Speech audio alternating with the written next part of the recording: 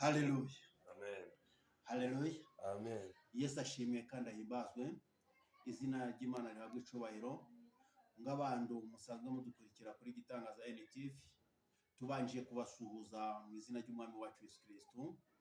Mwumve ko tubasuhuje tubikuye ku mutima, ng'abantu twaduhuriye ku Mwami wacu Yesu Kristo wadukunze tukiri abanyabyaha.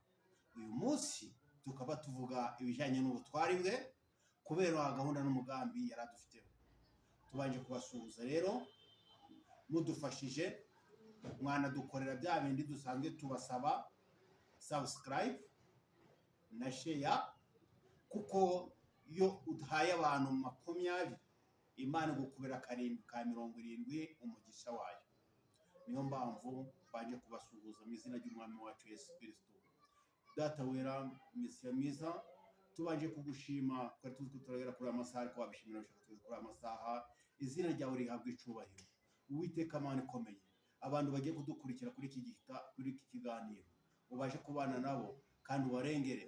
Uwiteka Mana ikomeye, waravuze ngo Mana, umuntu utazamamiriza imbere y'abantu nahise uzamamiriza imbere y'abamarayika bawe. None Uwiteka Mana ikomeye, ubu butumwa tugiye gutanga bugere ku banyarwanda bose, bugere ku banyamahanga bose, abo bose bazabona agakiza kawe.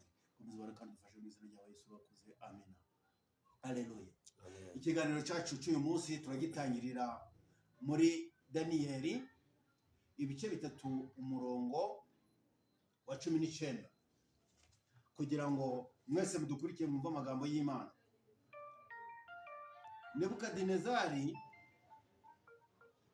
Nebukadinezari yari umwami, ariko ntabwo yari yamenya agakiza k'Imana.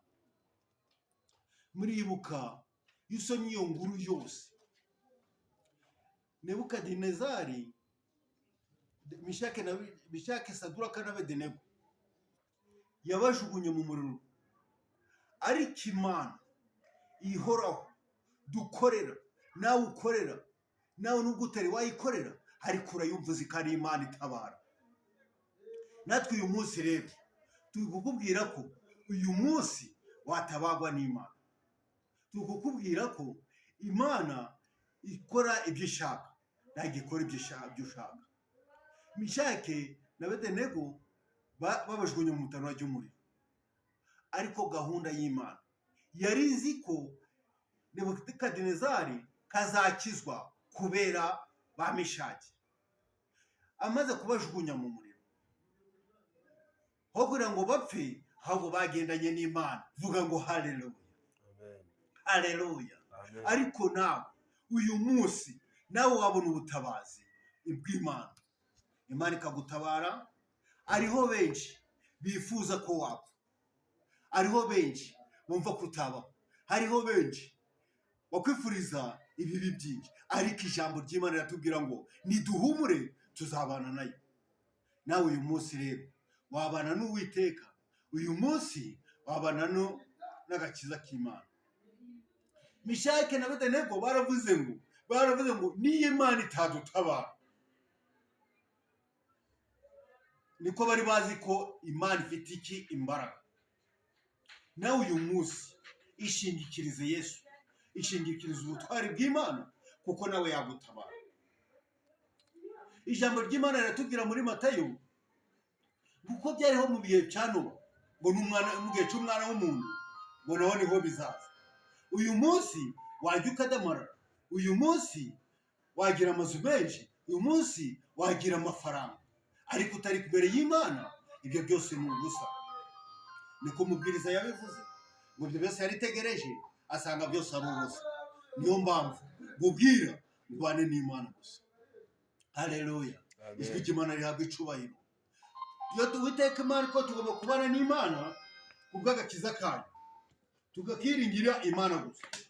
Imana yakijije Samusoni yakoze byinshi Uwiteka, kuko Uwiteka yari yavuze ngo azaba umunaziri, ariko Samusoni yanga kumvira Imana. Nawe birashoboka ko uyu munsi udashobora kumvira Imana, ukaba ukiri muri bya bindi byangwa n'Uwiteka, ukaba uri muri bya bindi by'Imana idashaka. Ndashaka ko uyu munsi waza imbere y'Imana ukabana n'Imana, Haleluya. Izina ry'Imana rihabwe icyubahiro. Iyo dusomye mu Bacamanza 16 umurongo wa 23 kugeza 30 hatubwira inkuru ya Samusoni. Samusoni yarababajwe, amaze kubabazwa, ariko kubera gahunda y'Imana yarizi kizamutabara. Samusoni bamukunogora amaso. Nawe uyu munsi ayo maso uri kugendesha na Imana yayanogoramo ukaba nga Samusoni.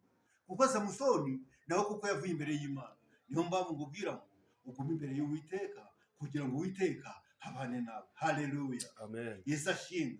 Yesu ashimwe. Ahimbazwe burundu. Haleluya. Niyo mpamvu hano Samusoni yaravuze ngo yabonye ko agiye kuzapfa nabi, arangije yibuka ko Imana iriho.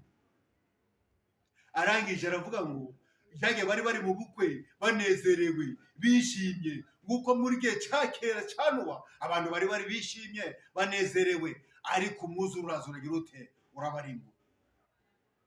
Natwe uyu munsi rero dushobora kuba turi kunezerwa muri iyi si itagira umumaro, ariko natwe tukazatubera ngiki ngo kubyano.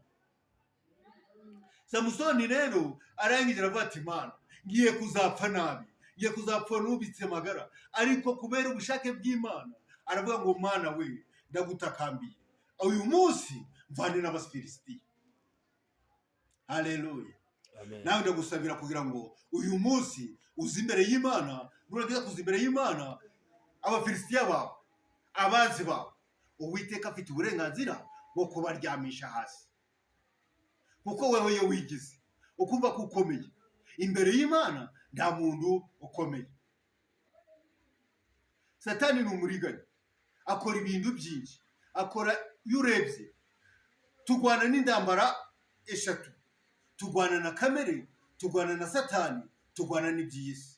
Ibyo byose rero bisaba kugira ngo uyu munsi ufate umwanzuro wo kubireka. Kamere ikwereka ko ibyo ukora ko nta kibazo. Satani irakunezeza ikabona ko nta kibazo. Iby'isi bikwereka ko ijuru warigezemo, ko wamaze kubona umunezero, ariko uyu munsi byose byahinduka.